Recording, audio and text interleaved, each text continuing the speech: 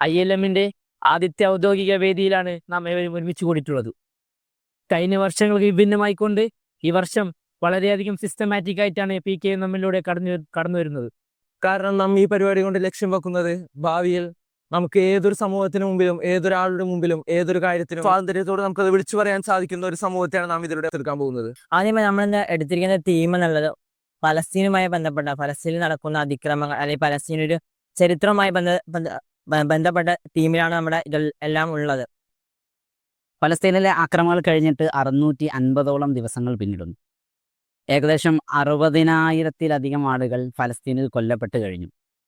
Israel ഫലസ്തീനിൽ നടപ്പിലാക്കി വരുന്ന രക്ത ആദർശം എന്നതിന് പുറമെ ഫലസ്തീനിൽ ഭക്ഷ്യഹത്യ അഥവാ പട്ടിണിച്ചോരയുടെ ഒരു പുതിയ നയം കൂടെ, മൃഗീയമായ മറ്റൊരു നരിവേട്ട കൂടെ ഫലസ്തീനിൽ ഇസ്രായേൽ നടപ്പിലാക്കി. 2023 ഒക്ടോബറിൽ തുടങ്ങിയ യുദ്ധത്തിൽ ഇസ്രായേൽ തുടങ്ങിയ ബോംബാക്രമണത്തിൽ എല്ലാവരും വളരെയധികം ഏറ്റവും ശ്രദ്ധയോടുകൂടി കേട്ടതാണ് ഫലസ്തീൻ്റെ ഹമാസ് നേതാവ് യഹ്യ ബിൻ ഇബ്രാഹിം സിൻവാറിനെ കുറിച്ച്.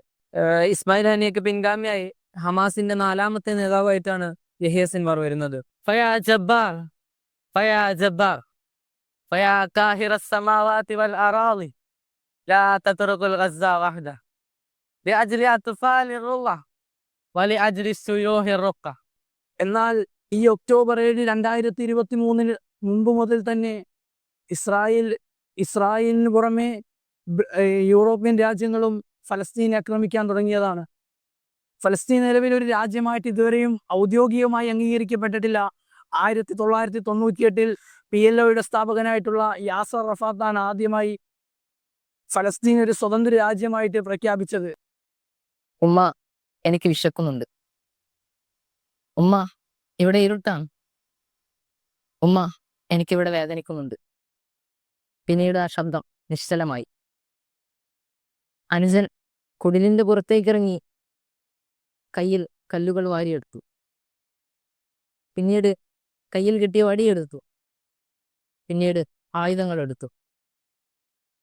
ഇത് ഒരു കഥയുടെ തിരക്കഥയല്ല, അല്ലെങ്കിൽ ഒരു നാടകത്തിന്റെ സീനോ അല്ലെങ്കിൽ അതിലൊരു ദൃശ്യങ്ങളോ അല്ല.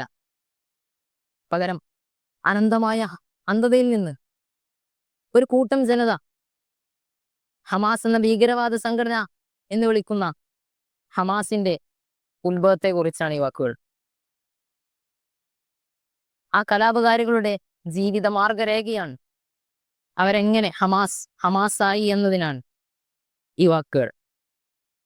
ജൂതരും വിജാതീയരും തമ്മിൽ പൊരുത്തത്തോടെ ജീവിക്കാനാകില്ലെന്നും ലോകത്തെവിടെയുമുള്ള ജൂതർ ഒറ്റക്കെട്ടായി ഒരേ ഗ്രഹത്തിൽ തന്നെ ജീവിക്കണമെന്ന് പറയുന്ന ഒരു സിദ്ധാന്തമാണ് സയനിസം എന്നുള്ളത്.